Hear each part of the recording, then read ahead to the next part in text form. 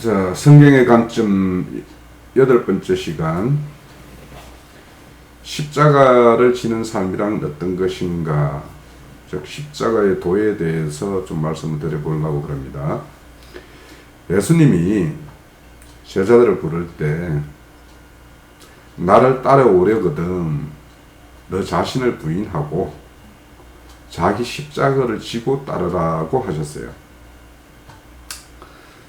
그래서 많은 사람들이 십자가의 도에서 많은 말씀들을 들었고, 또 나름대로 어떤 십자가의 도가 어떤 것인가에 대해서 아마 이해를 가지고 있을 것으로 생각이 됩니다. 근데 이제 이 십자가가 도대체 무엇인가? 어떤 사람은 세상을 살아가는 과정에서 어려움을 당하는 이런 것이 십자가라고도 하고, 또 애 먹이는 아들놈이 있으면 그것이 또 자기 십자가로 생각하고, 또 부부간에 어떤 그런 문제가 있으면 이것이 또 십자가라고 생각하고, 참 십자가는 여러 모양들로 이제 이야기가 되어지는데, 과연 그것이 그 십자가의 성경에서 말하는 주님이 나를 따라올 때 지라고 하는 그 십자가가 맞는가? 그럼 십자가를 지는 그 제자들의 삶이라는 것이 도대체 어떤 것인가, 뭐 이런 것들에 대해서 좀 이야기해 보려고 합니다. 그래서 우선 십자가라고 생각하면 앞서서 말씀드린 대로 여러 견해들, 자기 나름대로 어떤 그 견해들을 가지고 있는데, 이게 사실 명확하게 이제 좀 정립되어서 십자가는 이것이지라고 하는 것들을 또 제가 직접 잘 들어보지는 못했던 것 같기도 합니다.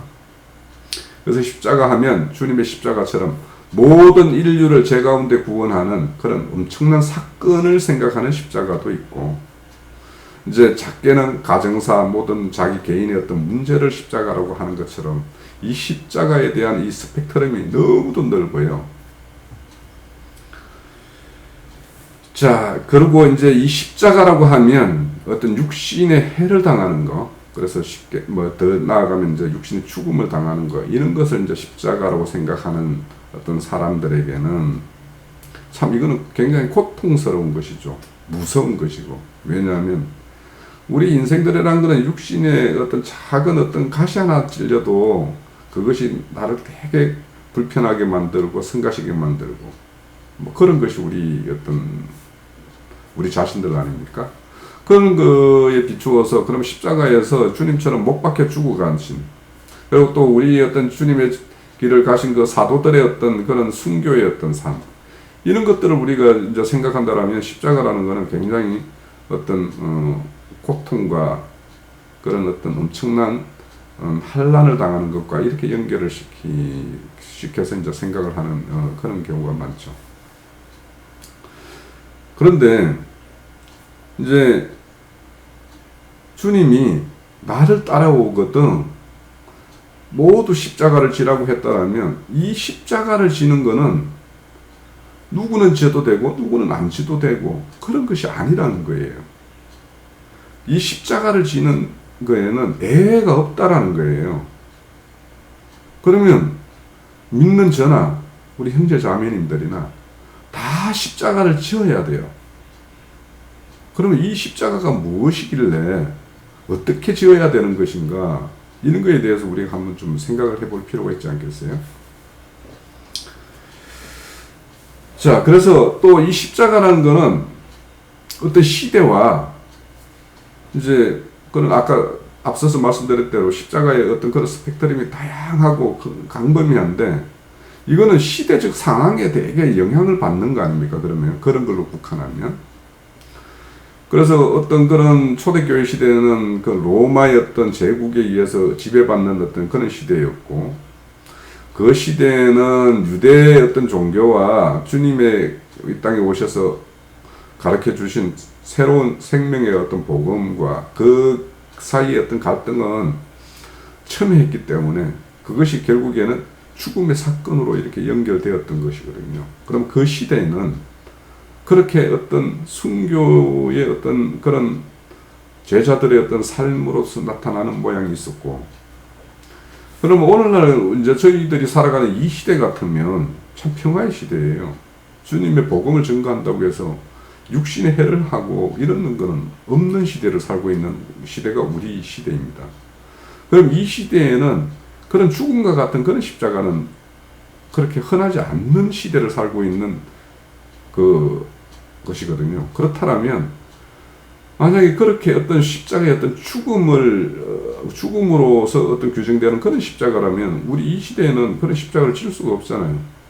그러면 이 시대에 사는 사람들은 누구도 주님의 어떤 십자가 지심을 말씀하신 그 십자가를 질 수 없기 때문에, 그러면 이 시대에는 제자의 길을 가는 사람이 없고 주의 길을 따르는 사람이 없다라는 것이 돼요. 그렇다면 꼭 십자가는 그런 의미만은 아닌 것 같다. 또 십자가는 누구는 질 수 있고 누구는 질 수 없는 거. 너에게는 십자가 있고 나에게는 없는 거.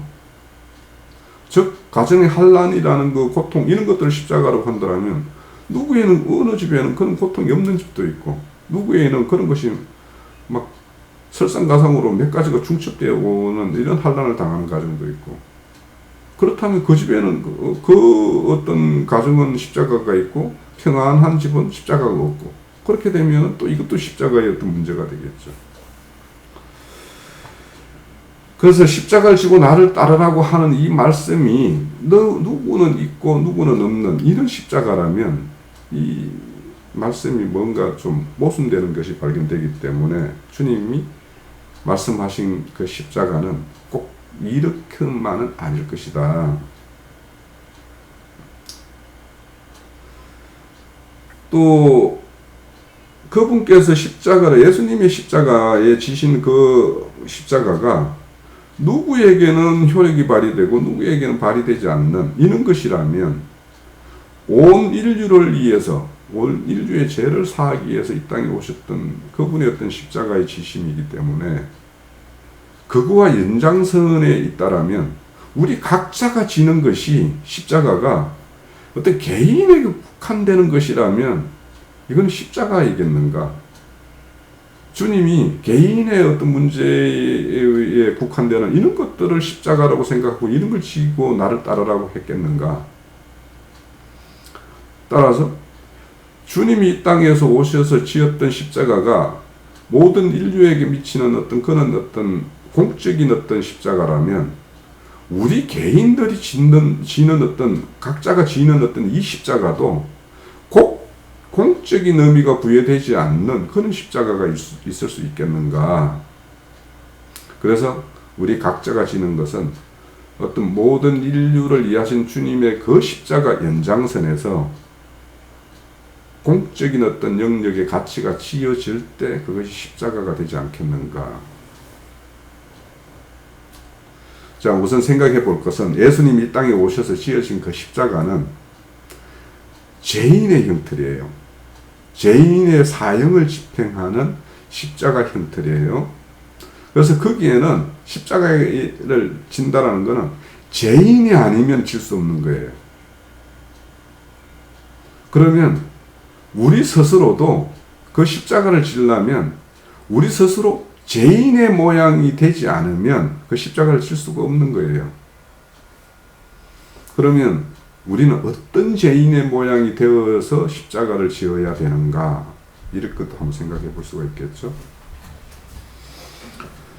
우선 주님은 이 땅에 오셔서 표면적으로는 예수님의 제명은 유대 왕이라고 한 로마 황제에게 반역하는 정치적 사건범으로 사형 집행을 받는 것이에요. 그런데 실질적인 내용은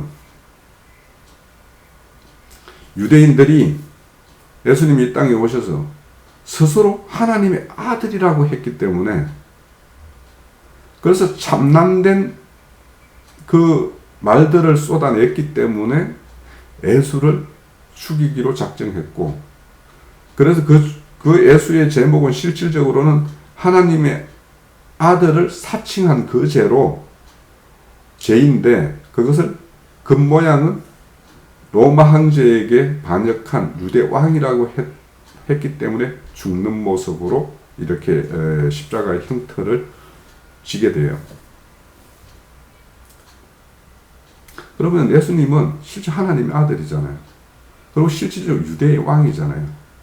그러니까 실질적인 내용에서는 그러니까 하나님의 의로서는 아무 문제가 없는 이 사건을 유대인에게는 하나님의 아들이라 사칭했다고 해서 죄인의 모양이고, 또 로마 군병들에게는 로마 황제에게 정치적 반역을 했다라는 그 제목으로 십자가에 지셨어요.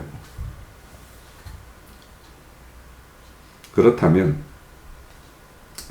예수님은 이 땅에 오셔서 죽은 자를 살리기도 하고, 병을 고치기도 하고, 무리에 걷기도 하고, 또 오병이의 기적같이 많은 기적들을 행하셨어요. 이적과 기적들은 사람이 할 수 없는 그 능력, 하나님의 능력, 그 어떤 신의 능력이 아니면 할 수 없는 일들을 이 땅에 보이셨어요. 그런데 정작 자신이 죽음에 처하는 그 사건의 현장에서는 이런 하나님의 능력을 하나도 가동하지 않으셨어요. 왜일까요?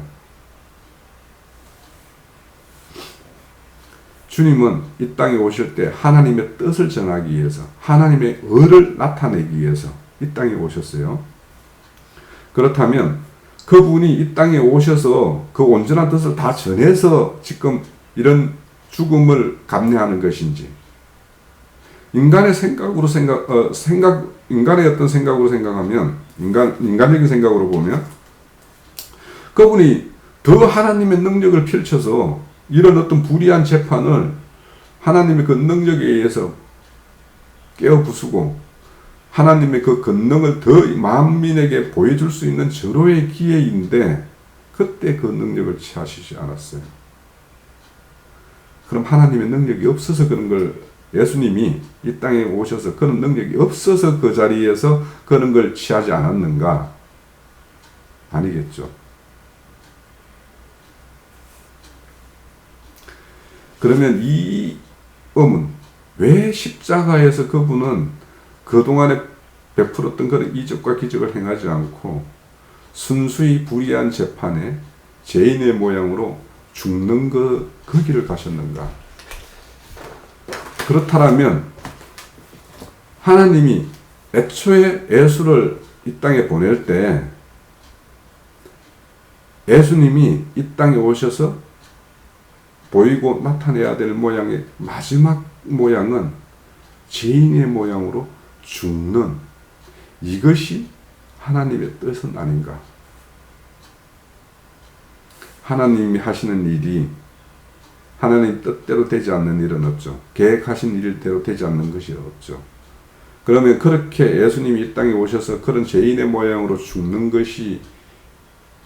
것으로 마감되었다면, 육신의 몸을 입고 오신 예수로서의 할 일은 그것으로 마감이 되어야 되는 것이 하나님의 뜻이겠죠. 자, 우리는 잘 알고 있습니다. 예수님은 이 땅에 죄인의 모양이 있는 육신을 입고 오셨어요. 그래서 그 육신의 죽음으로 죄의 값을 대신 지불하신 것도 우리는 알고 있어요. 그 죄의 값을 지불함으로 인해서 예수님의 어떤 그런 구속 사역을 믿는 자에게는 구속이 이루어지고, 그래서 그 자들을 구원하는 것이 하나님의 이 땅에 예수님을 보낸 본질이에요. 그러면 결국에는 죄인도 아니면서 죄인의 모양으로 죽어 죄의 값을 지불하는 것, 이것이 하나님의 뜻이에요. 자, 예수님은 이런 자신의 모양, 이런 자신의 이 땅에서의 삶의 마감, 이런 것을 다 받아들였기 때문에 예수님은 이런 십자가를 지실 수 있었던 것이죠.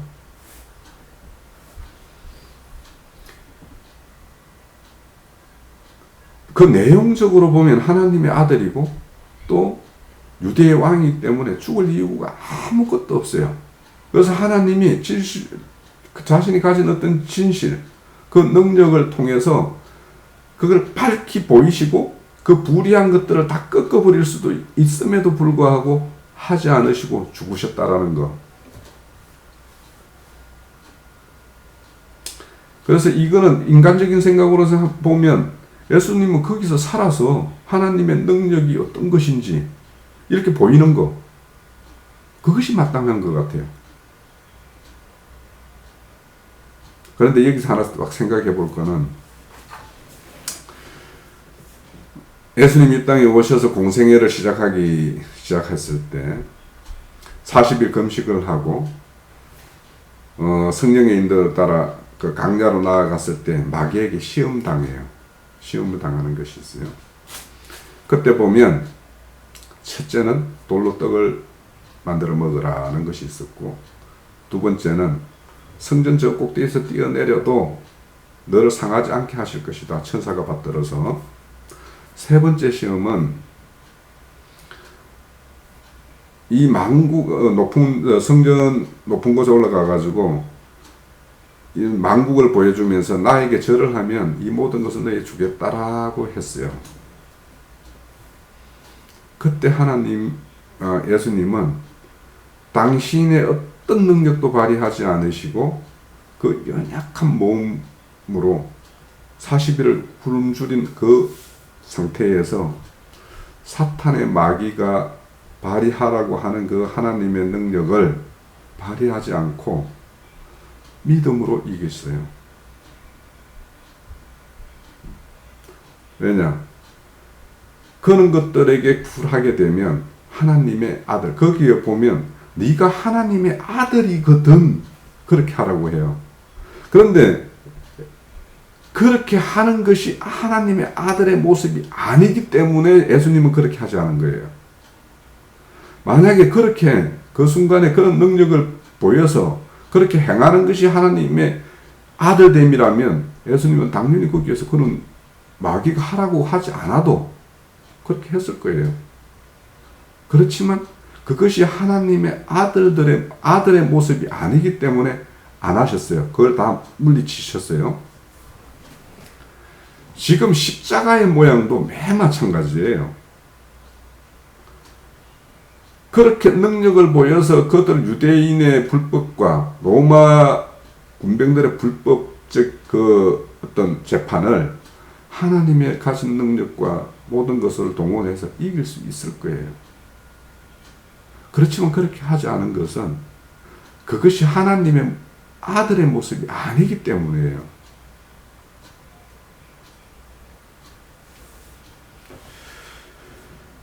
하나님이 이 땅에 예수를 보낼 때 예수는 하나님이 아들이라고 함으로 인해서 그걸 제목되어서 죽게 하는 것이 하나님의 애초의 계획이에요.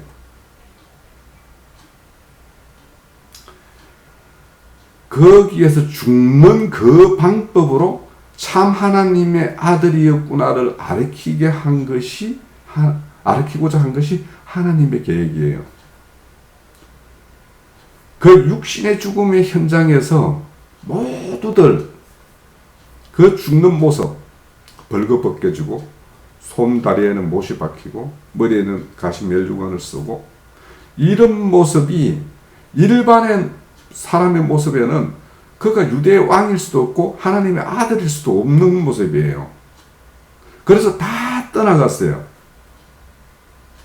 그런데 그 십자가의 죽음 밑에서 한 백부장, 그 예수님이 그렇게 죽는 모습을 보고 이 자가 참 하나님의 아들이었구나 라고 하는 그 고백을 하는 백부장 한 사람이 있었어요. 주님의 육신의 죽음은 그렇게 그 백부장의 그 안목을 가진 그 사람에게는 구원이었어요. 그렇지만 그렇지 않은 안목을 가진 자에게는 다 예수님의 죽음은 그들에게 구원의 능력을 발휘할 수 없는 죽음이었어요. 그런데 그걸 아시고 주님은 내가 다시 오리라 했죠. 그래서 그 영이 다시 오셔서 제자들을 다시 만나 줌으로 인해 가지고 그 제자들이 다시 그 십자가의 길을 예수님이 말씀하신 너희 십자가를 지고 제자의 길을 행하게 되었어요. 그러면 우리는 지금 육신의 몸을 입고 이 땅에 사는 예수가 아들이라면 우리는 그에 속한 아들에 속한 아들들이에요. 그러면 우리도 주님이 말씀하신 너희가 나를 따르려거든 십자가를 지고 따르라고 그랬어요.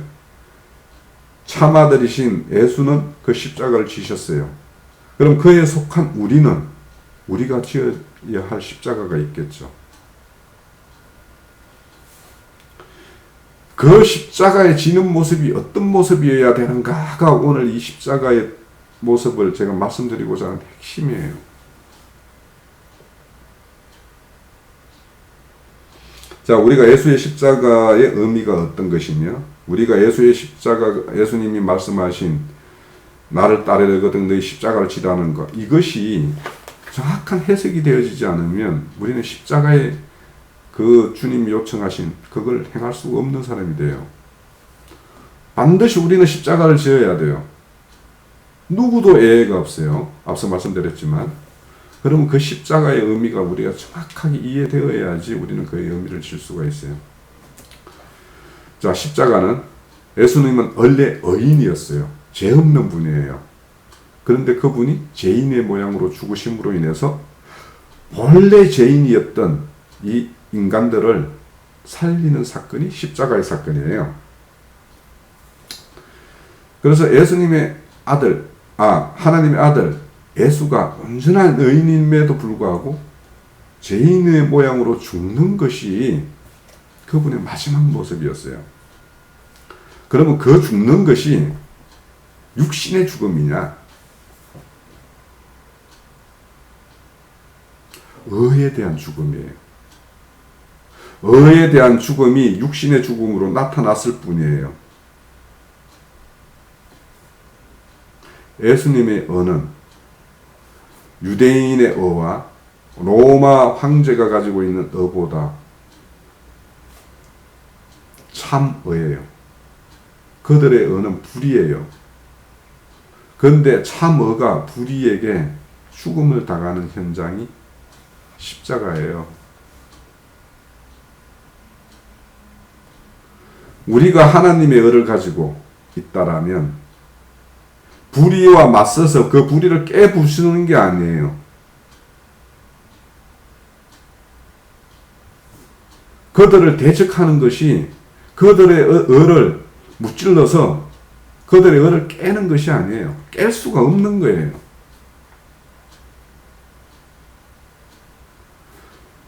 하나님의 의를 가진 우리의 의가 하나님의 의가 그 불의에 의해서 맞아 죽는 그 현장을 보고 누군가는 저가 하나님의 아들들이구나 하는 그 안목을 가진 자, 그 자를 위해서 우리는 죽는 거예요.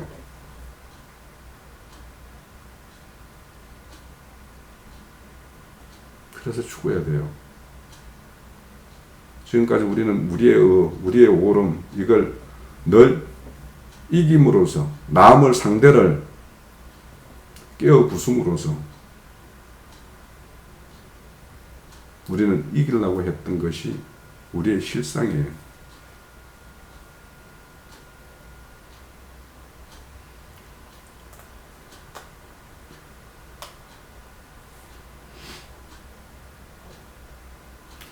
하나님의 의가 불의한 이 세상에 오면 어떤 모양으로 나타나고 어떤 모양으로 살다 가는 것인가를 보여주는 것이 예수님의 이 땅에서의 33년의 인생살이에요. 그것이 진정한 생명살이에요. 예수님의 삶이.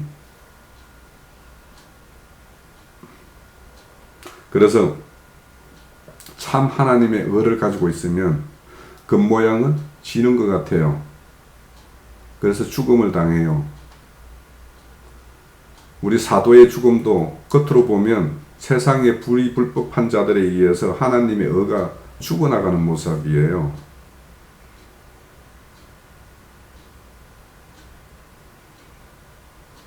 이것이 십자가도예요.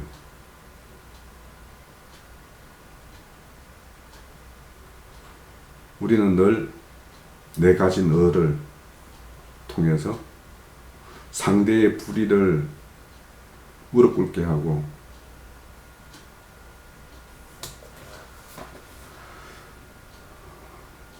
우리가 이겨서 그것이 잘하는 걸로만 알았어요.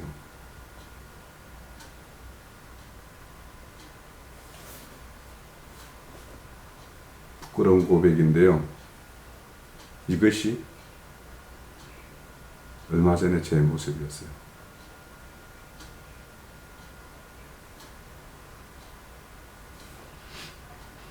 자, 그러면 우리가 가진 의가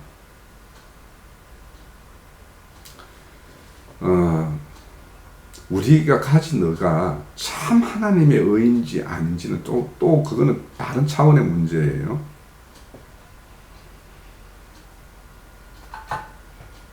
물론 세상의 의도 양보하고 겸양을 갖추고 그런 모양으로 나타나기도 해요. 그런데 이 예수님의 십자가의 죽음으로 인해서 드러낸 하나님의 의는 육신의 죽음으로 결말되는 것 같지만 그 사건을 통해서 하나님의 의는 오늘날 우리가 칭송하는 하나님의 의예요. 꺼지지 않는 의예요.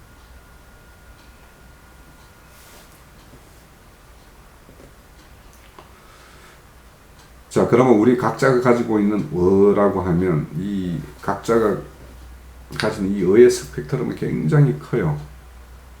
하나님의 어떤 차원의 어떤 진리 지식의 어떤 차원에 이르는 의도 있고, 아주 사소하게는 우리 각자가 어떤 생활 속에서 이런 어떤 뭔가의 어떤 의의 충돌이 있어요.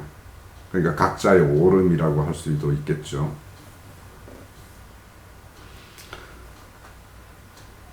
그래서 이런 충돌의 현장에서 내 가진 의, 이것이 어떻게 처리되어야 될 것인가, 이것에부터 시작이 되어야지 하나님 차원의 그런 어떤 차원적인 것에서도 하나님의 의를 어떻게 나타내는가, 그래서 그 가진 자 하나님의 아들들이 어떻게 이 땅에서 그 하나님의 의를 드러내는 것인가, 이런 것들에 대해서 이제 실현이 될 거 아닙니까? 그래서 우리의 어떤 삶의 현장에는 곳곳에서 우리 의가 충돌이 일어날 수 있어요. 그럼 그 순간순간마다 그 의의 문제의 충돌에서 어떤 자세로 서는 것이 맞느냐? 주님은 당신의 의를 그 불의불법한 것에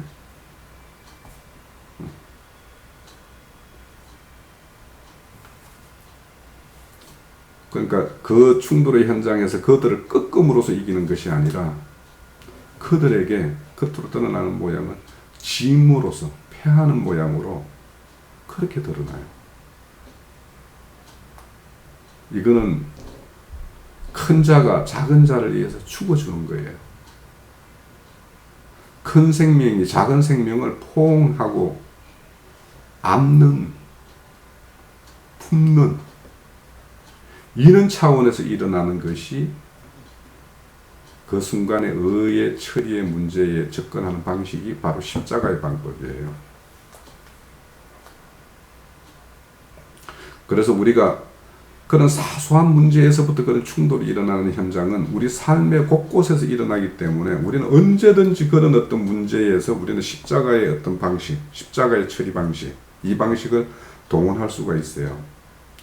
그래서 이런 작은 문제에서부터 그런 어떤 십자가의 도의 원리를 적용해서 그것들이 차츰 어떤 생명의 어떤 높은 차원까지 이렇게 나아가야지만이 이 십자가의 자기 십자가를 지는 이런 것들이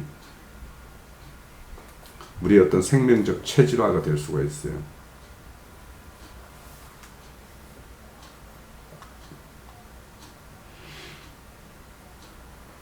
하나님이 아들, 그 예수가 이 땅에 오심은 하나님의 을을 가지고 오셨어요.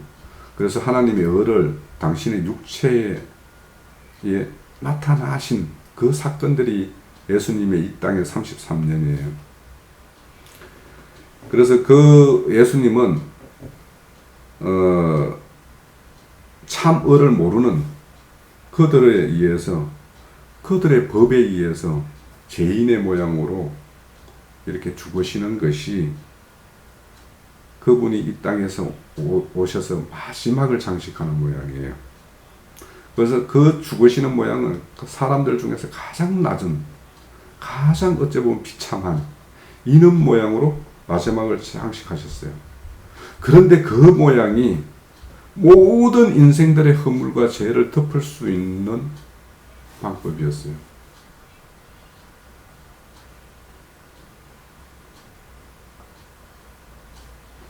이 죽으심이 모든 걸 덮는다라는 이 원리, 이것이 십자가의 도의 원리예요. 우리는 늘 죽지 않으려고 노력을 했죠.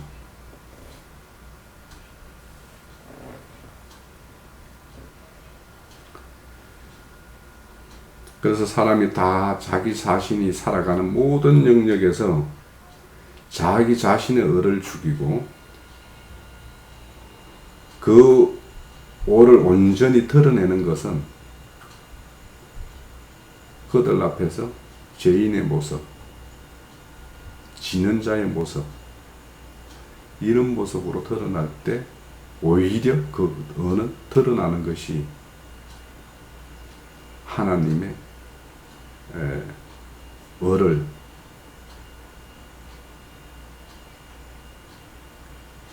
이 땅에 평만하게 하는 방법이다. 그래서 지금까지 제가 이제 개인적으로 교회 생활을 보면 저의 불의를 우리 형제 자매님의 참의의 의로 저를 위해서 많이 죽어주시는 것, 그런 건 줄로 알고 있습니다. 그래서 앞으로는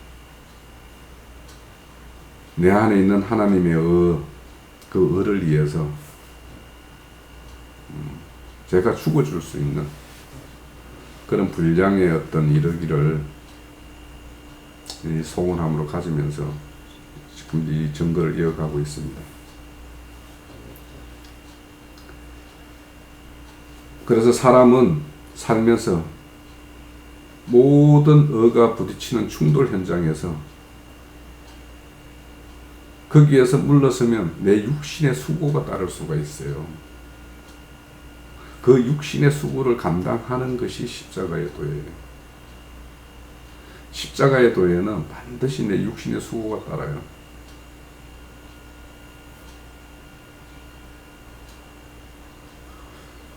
자, 십자가라는 어떤 의의 충돌 현장을 그런 유대인과 로마법, 이런 법과 예수님 안에 있는 하나님의 법, 이 법이 충돌하는 이런 어떤 큰 차원의 어떤 충돌의 현장이 있는가 하면 아주 작은 것, 예를 들어 볼게요. 부부가 도마들을 먹는데 야, 설탕에 찍어 먹자라고 하는 사람이 있고 소금에 찍어 먹어야 돼 하는 사람이 있어요. 그러면 그때 각자 그러면 너 소금, 난 설탕 이렇게 먹을 수도 있고, 그래 그럼 당신이 원하는 대로 그래 소금에 찍어 먹자 이렇게 물러설 수도 있는 거예요.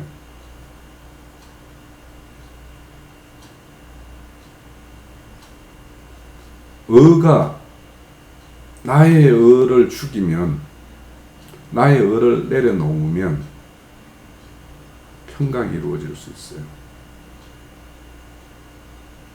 예수님이 의를 내려놓고 유대인과 로마법에 의해서 사형됨으로 인해 가지고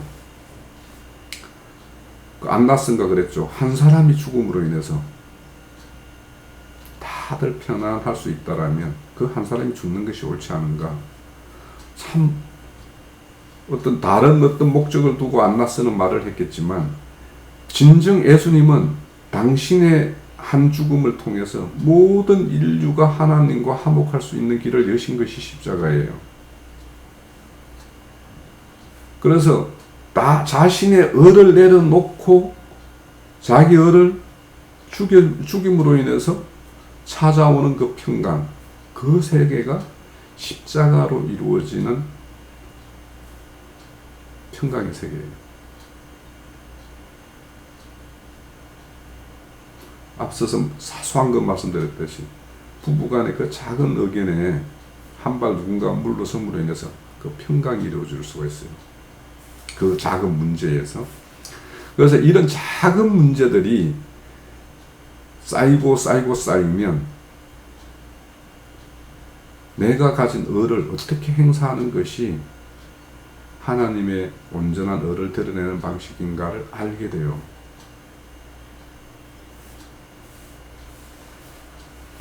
이런 것들을 실천해 봄으로 인해서 이게 삶의 어떤 체율이라는 것은 우리가 아는 지식들을 실질적인 삶 현장에서 어떻게 내어놔 봐야지만이 그것이 가져다 주는 어떤 참 의미가 어떤 것인지를 우리는 깨우치는 참으로 아는 사람이 돼요.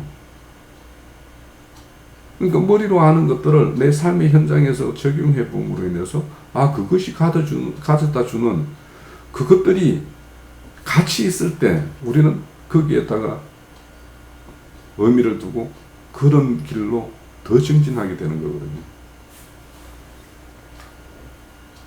그래서 삶의 어떤 작은 부분들을 감당함으로 인해서 더 큰 부분으로 나아가는 이 원리를 우리는 말씀을 내 삶에 어떤 적용하는 것.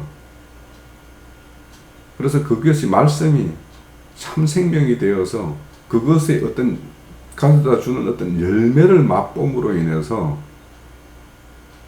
그 생명에 나아가는 어떤 방향으로 더 우리는 매진할 수도 있고 몰입할 수 있는 거죠. 그래서 우리는 생명의 풍성함을 그렇게 이루어가는 거예요. 그런데 이런 어떤 것들이 내 안에 그럴 수밖에 없는 생명이 없는 상황에서 이 십자가를 진다라는 것은 불가능한 거예요. 그래서 그 말씀이 내 안에서 원동력이 있어서 그 말씀이 이끄는 어떤 그 세계가 펼쳐질 때 작은 것부터 그것이 펼쳐질 때 그것이 큰 것으로 이렇게 이루어가는 이 모습들을 우리는 우리 스스로가 그 어떤 삶의 현장에서 발견해야지만이 그 생명력이 왕성하게 발휘되는 거예요.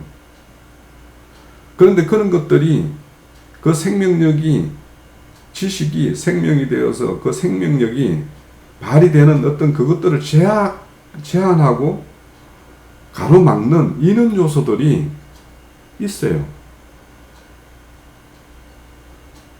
가장 대표적인 게 뭐냐면 그걸 삶의 현장에서 적용 안 해보는 거예요.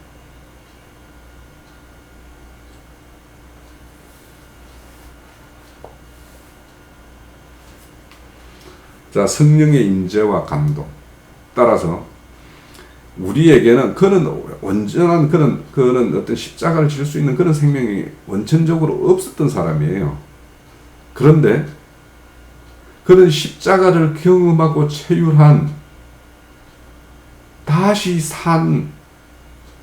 살려주는 영이 된 그 영이 우리 안에 임재함으로 인해서 그 성령의 감동에 의해서 우리는 그 생명으로 사라지는, 그래서 그 생명의 결과가 십자가를 지는 이런 것으로 연결되어야지 이게 정상적인 어떤 생명관계가 정립이 되는 것이죠.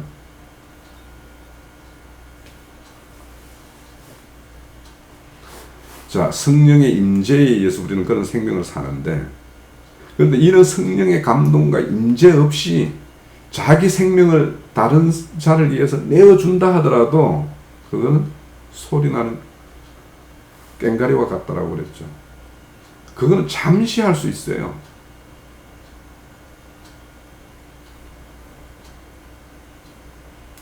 그렇지만 우리 안에 계시는 그 성령의 임재와 그분의 어떤 감동하심에 의해서 우리가 이끌림되는 그런 생명을 산다라면 이 생명은 한 번에 한 번을 더하고 한 번에 한 번을 더하는 이런 어떤 진보를 이루는 어떤 그런 생명이기 때문에 우리는 더 큰 생명의 현장으로 우리는 나아가는 우리 자신의 모습을 발견할 수가 있어요. 자, 그래서 하나님 앞에서 어떤 의의 충돌이 일어나면 죄인이 십자가에 달려요. 그죠? 그렇게 달리신 분이 예수님이에요. 반드시 내 안에 온전한 의가 있는데 이 의가 죽는 어떤 그런 모양이 따를 때에는 내 육신의 수고가 반드시 따라요.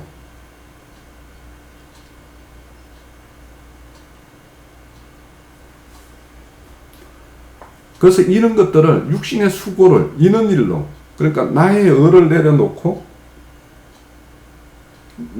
내려놓음으로 인해서 상대의 의를 다 품어 안아버리는 포용해버리는 그래서 상대의 허물과 죄를 다 덮어버릴 수 있는 이는 의가 펼쳐지는 현장에는 반드시 육신의 수고가 따라요.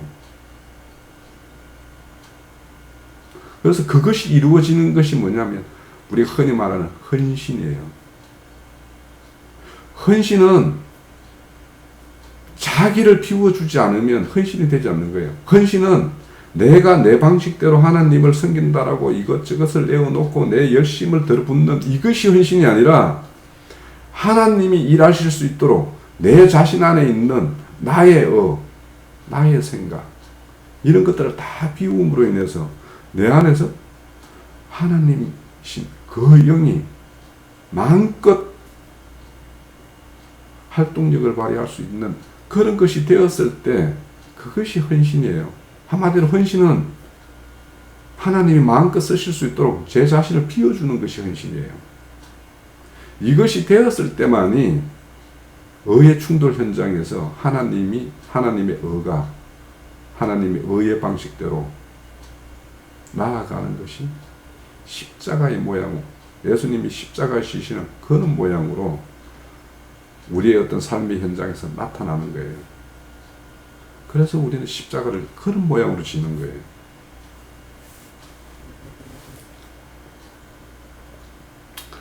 자, 이렇게 자기를 비웠어요. 그래서 의의 충돌 현장에서 자신을 비우게 되면 그 의의 충돌 현장이 소란할 수가 없겠죠. 자신 안에 그런 생명에 의해서 그 어떤 현장에서 자신이 물러남이 되는 자기가 죽어지는 그런 생명이 자신 안에 있으면 자기 자신이 그 안에서 그 심령이 시끄러울 수 있었겠어요? 죽음으로 인해서 평강을 이루는 거예요. 상대와도 평강, 내 안에서도의 평강. 자, 이렇게 성령의 역사하심에 의해서 자신도 모르게 지어지는 것이 십자가예요. 그래서 생명의 순리대로 지어지는 것이 십자가예요. 그래서 우리는 십자가는 생명의 분량만큼 지을 수가 있어요. 큰 생명이 작은 생명을 위해서 십자가를 지는 거예요. 더 큰 하나님의 의가 적은 의를 위해서 십자가를 지는 거예요. 그래서 이런 의의 충돌 현장에서 십자가를 지는 십자가의 길을 가는 그 사람에게는 반드시 육신의 어떤 수고가 따를 수 있다.